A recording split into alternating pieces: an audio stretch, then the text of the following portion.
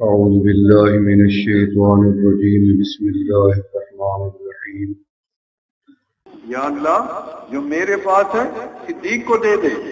اب جب علی آئے فرمایا مجھے بھی ایسا عمل دیں یقربنی الی اللہ جو مجھے اللہ کے زیادہ قریب کر دینے والا ہو، تو نبی علیہ السلام نے فرمایا قریب آئے، کان کے اندر لفظ اللہ کی ضرب لگا دی۔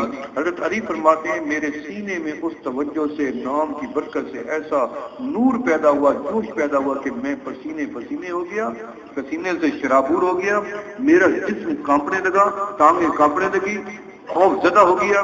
جیسے نبی علیہ السلام کے اوپر پہلی وحی اتری تھی، آپ خوف زدہ ہو کے کانپنے لگے۔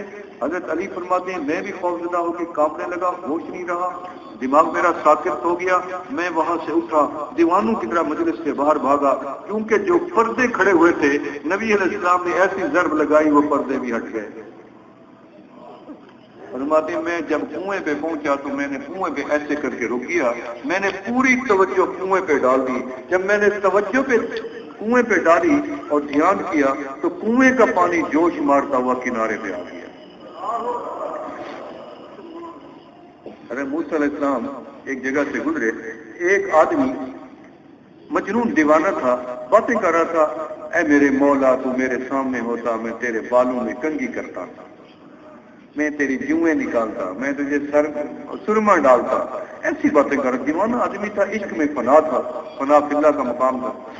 موسیٰ علیہ السلام اتنی غصے ہوئے کہ یہ کہہ رہے اللہ پاک کو کہ میں تیری جوئیں نکالتا، کیا ہمارا رنگ اتنی میلا گندا ہو جائے گا کہ اس کے سر میں جوئیں ہوں گی؟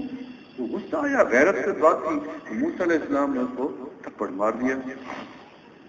غصے میں آگے طور پہاڑ پہ گئے تو طور پہاڑ پہ رب العالمین نے فرمایا اے میرا کلیم تو نے میرے بندے کا دل دکھایا، جب تک اس کو راضی نہیں کرے گا ہم آپ سے بات نہیں کرتے ہیں، جاؤ پہلے اس کو منا کے آؤ۔